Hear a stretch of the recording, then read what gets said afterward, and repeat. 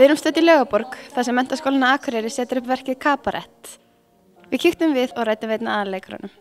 Hvað kom til að þið völdu þetta verk? Okkur langaði til þess að gera eitthvað svona stórt og flott. Af því að leikfélagið er búin að vera svona í lægð undanfarið og vildum svona rífa það upp. Og svo býður þetta líka upp á svo mikið, þú veist, fyrir alla svona, í rauninni, alla listamenn innan skólans, þú veist, þetta er tónlist og leiklist og dans og þú veist, hljóð og ljós er allt í umsjón nemenda og við sáum bara fram á að þetta myndi vera rosalega öflugt svona move fyrir félagslífi, sko, þannig að. Mikið hæfileika fólk innan skólans? Já, rosalega mikið, það er bara alveg útrúlegt. Hver er boðskapur verksins? Sko, þetta náttúrulega gerist rétt áður en að nasistandi komast til valda í Þýskalandi.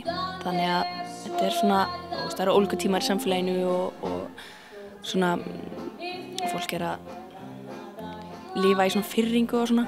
Og þetta er eiginlega bara það hvað nasismin er slæmur. Og þetta á líka alveg við núna, þú veist, þetta er svona fólk tengist þess alveg þannig séð að þetta er svona, já, fólk er svona að lifa í blekkingu, þú veist, og bara í glamúrnum og hylja yfir rauninni að það sé verið að, þú veist, drepa gyðingana, eða skiljum við. Er þetta stór hópur nemenda sem tekur þátt í uppfærslunni hjá ykkur? Já, það er allavega 18 leikarar, sko, og svo er 8 manna hljómsveit og svo eru einhverju 5 sem eru í hljóð- og ljósadæminu og svo eru danshöfundar og dansarar og alls konar svona fólk sem er bara búið að vera okkur innan handar og hjálpa okkur að, þú veist, vera í miðasölunni og setja allt upp og svona. Þannig að þetta er alveg hátt í 50 manns held ég sem að kemur að þessu. Og hefur mikil aðsókn að þessu verki? Já, það er búið að vera uppselt núna á síðustu 3 sýningar og það er alltaf að seljast upp á næstu 3.